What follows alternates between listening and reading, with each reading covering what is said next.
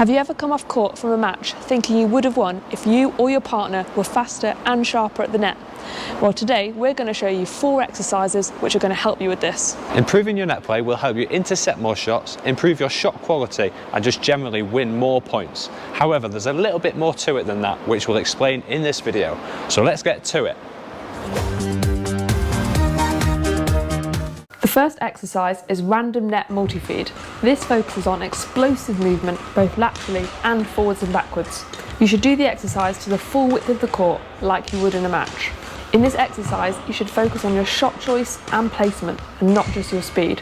For example, if you're stretched so wide that you can't hit an aggressive shot effectively, then you should play a soft shot to continue building the rally. You should definitely practice this exercise playing both aggressive and softer shots using a variety of angles to keep your opponent guessing.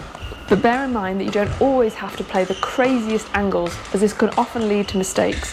Sometimes the half turns just to the centre of the court are enough to make your opponent change their direction and then take the shot late. So we have 3 key technical points for your net play.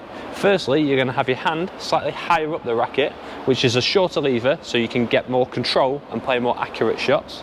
Secondly, we're going to have our elbow up. So a lot of people often say that you need your racket up, whereas you can have your racket up here. Your elbow up allows you more space so you can take the shuttle early and don't get too tucked in. Finally, you should have a short swing and hitting action, using your fingers to create the power and control. This is so that you can play a more accurate shot and you're also ready for the next shot if it comes back. The next exercise is kill and cut out, and this focuses on your racket speed, your foot placement and movement speed.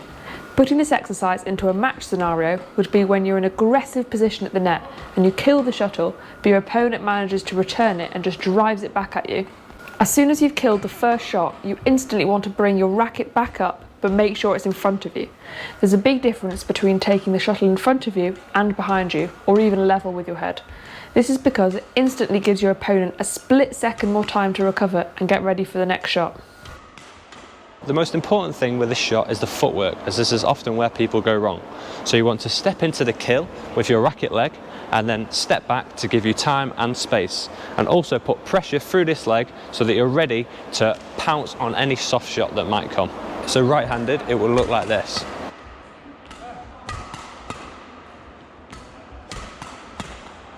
So for the backhand side, you want to step in with your racket leg leading again, and then step back, not as far as on the forehand side, and again in a reasonably wide base. As you hit the shot, you want your body weight going forwards, and again, your elbow up.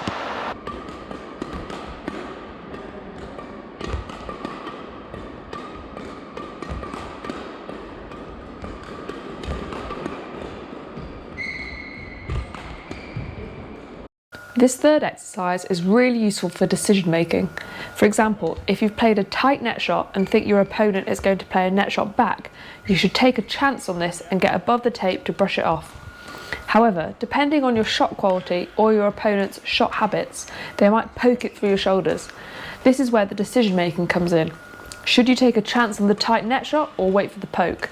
If they play a poke through, you also have to make the decision if that's yours to take or your partner's.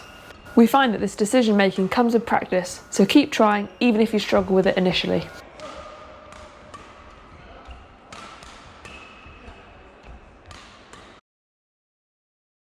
The final exercise is tees. This is where both players are standing on this T shape here. It has to be done semi-cooperatively, increasing the speed as you go until you can go as fast as you can.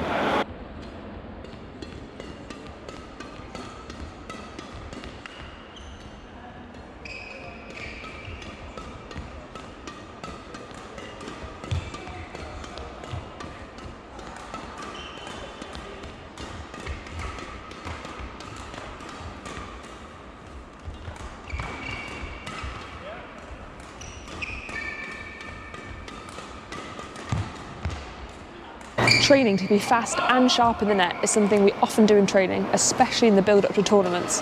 It really helps to boost your confidence going into the tournament knowing you've got some finely tuned net skills. So if you want to watch any more doubles multi-feed exercises, then watch this video coming on around here, and don't forget to smash the subscribe button for more videos in the future. See you next week.